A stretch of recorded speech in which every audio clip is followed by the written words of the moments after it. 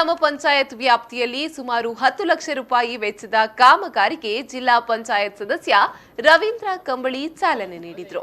ಪುದು ಗ್ರಾಮದ ಸುಜೀರು ದೈಯಡ್ಕ ಪರಿಶಿಷ್ಟ ಜಾತಿ ಕಾಲೋನಿಗೆ ರಸ್ತೆ ತಡೆಗೋಡೆ, ಕೊಡಂಗೆ ದತ್ತನಗರ ಕಾಂಕ್ರೀಟ್ ರಸ್ತೆ ನಿರ್ಮಾಣ, ಕೊಡಂಗೆ ಮಳೆ ನೀರು ಹರಿದು ಹೋಗಲು ಚರಂಡಿ ರಚನೆಗೆ ಗುದ್ದಲಿ ಪೂಜೆಯನ್ನ ನೆರವೇರಿಸಿದ್ರು.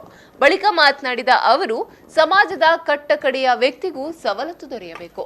ಅವರು ಸೌಲಭ್ಯದಿಂದ ವಂಚಿತರಾಗಬಾರದು. ಸುಜೀರು ಪರಿಸರದ ಜನರ ಬಹುದಿನಗಳ ಬೇಡಿಕೆಯಂತೆ ಈ ಎಲ್ಲಾ ಕಾಮಗಾರಿಗಳನ್ನ ನಡೆಸಲಾಗುತ್ತಿದೆ ಎಂದು ಅವರು ತಿಳಿಸಿದರು.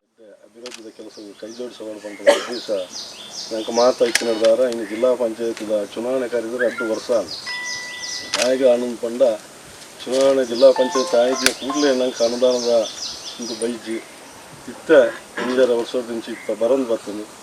ನಮ್ಮ ಇನ್ನು ಈ ಭಾಗಗಳು ಸುಜೀರ್ದ ಸುರುಟ್ಟಾದ ನಮ್ಮ ಕಾಸನ್ನು ಧಾರ್ಮಿಕ ನೆಟ್ಟುಕೊರಿನಿಂದ ಬಂದ ಶ್ರೀ ಅರಸು ವೈದ್ಯನಾಥ ದುಮಾತಿ ಬಂಟಸ್ಥಾನದ ಬ್ರಹ್ಮಕಲಶೋತ್ಸವ ಸಮಯದು ನಮ್ಮ ಆ ಊರುಡು ಬಣ್ಣಗ ಜನಕಲು ಹೆಚ್ಚಿನ ಜನಸಂಖ್ಯೆ ಸೇರಲು ಬರ್ಪುಣ ಪಂಜನಾಯಕಲಿಗೆ ಒಂದು ಶೌಚಾಲಯದ ವ್ಯವಸ್ಥೆ ಇದ್ದು ಅದಕ್ಕೆ ಒಟ್ಟಿಗೆ ಬೇರೆ ಕಾರ್ಯಕ್ರಮ ಶೌಚಾಲಯದ ವ್ಯವಸ್ಥೆ ಬೋರ್ಡ್ ಉದ್ದೇಶಗಳು ಸುಮಾರು 2 ಲಕ್ಷ.